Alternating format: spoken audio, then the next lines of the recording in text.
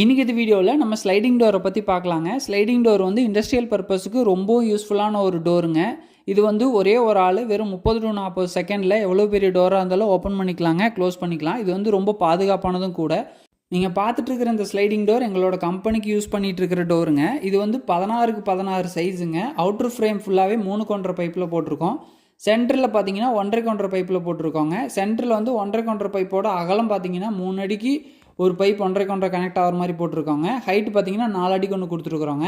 மேலே வந்து 5க்கு 2 MS channel போட்டிருக்கோம். அந்த எம்எஸ் சேனலுக்கு மேலே 3 இன்ச்சு வீல், மேலே 2 வீல், பாட்டம் சைடு 2 வீல் கொடுத்துருக்குறோங்க. இது வந்து 20 mm ராடு பாட்டம் பிளாட்ஃபார்மில் யூஸ் பண்ணியிருக்கிறோம்.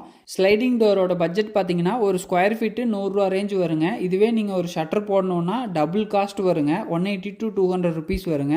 இந்த வீடியோவை உங்கள் நண்பர்களுக்கு ஷேர் பண்ணுங்கள். மறக்காமல் நம்மளோட சேனலை சப்ஸ்கிரைப் பண்ணி வச்சுக்கோங்க. Thank you so much.